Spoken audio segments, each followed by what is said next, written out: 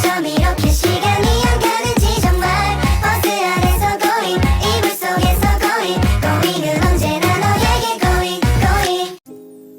Assalamualaikum warahmatullahi wabarakatuh.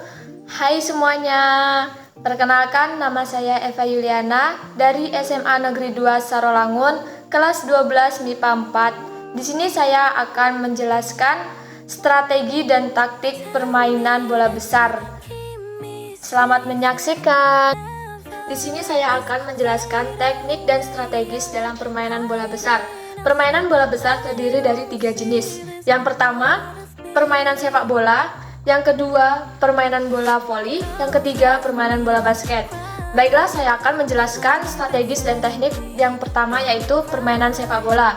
Strategis yang digunakan dalam permainan sepak bola ada 5 strategis.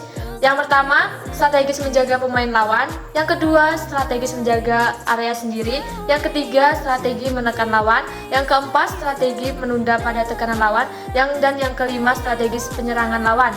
Adapun teknik-teknik yang digunakan dalam permainan sepak bola yaitu yang pertama, dribbling atau menggiring bola. Yang kedua, shooting atau menendang bola. Yang ketiga, passing atau mengoper bola. Yang keempat, heading atau menyundul bola. Baik, saya di sini akan menjelaskan strategi dan taktik pada formasi penyerangan.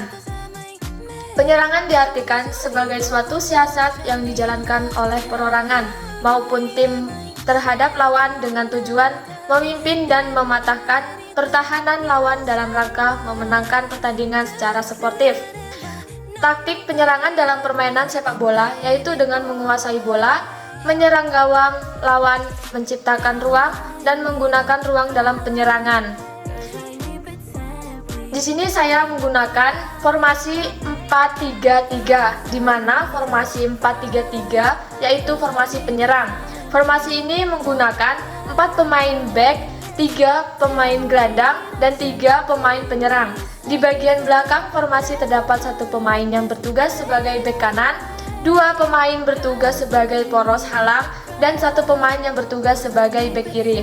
Formasi ini juga menempatkan gelandang kiri, gelandang kanan, dan gelandang tengah bagian tengah lapangan. Kemudian pada bagian depan formasi terdapat pemain penyerang kiri, pemain penyerang kanan, dan pemain penyerang tengah. Selanjutnya saya menggunakan formasi 4-4-2, di mana formasi 4-4-2 yaitu formasi bertahan. Formasi ini menggunakan 4 pemain back, 4 pemain gelandang, dan 2 pemain penyerang. Di bagian belakang formasi terdapat pemain yang bertugas sebagai back kanan, supporter, back kiri, dan libertu. Formasi ini juga menempatkan gelandang bertahan, gelandang serang, sayap kanan, dan sayap kiri di bagian tengah lapangan. Dan bagian dengan formasi terdapat 2 pemain penyerang.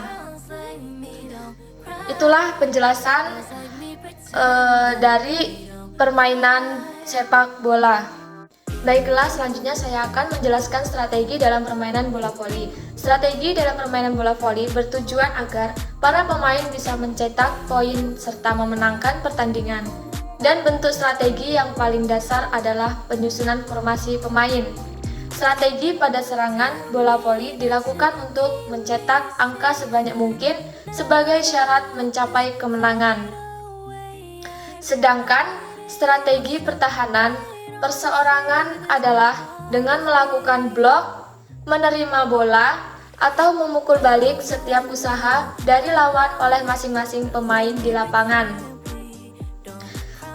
Taktik penyerangan itu terdiri dari servis, smash, serta passing atas dan passing bawah. Sementara taktik pertahanan adalah pemain bertahan dalam keadaan pasif, menerima serangan lawan dengan harapan adanya kesalahan dari regu penyerang. Taktik pertahanan ada blok, passing atas, dan bawah. Pada taktik pertahanan terdapat 3 blok, yaitu blok 1 pemain, blok 2 pemain, dan blok 3 pemain. Selanjutnya saya akan menjelaskan tentang strategi dan taktik dalam permainan bola basket. Pola penyerangan dalam permainan bola basket adalah usaha yang dijalankan untuk menerobos pertahanan lawan sehingga dapat membuahkan hasil atau poin.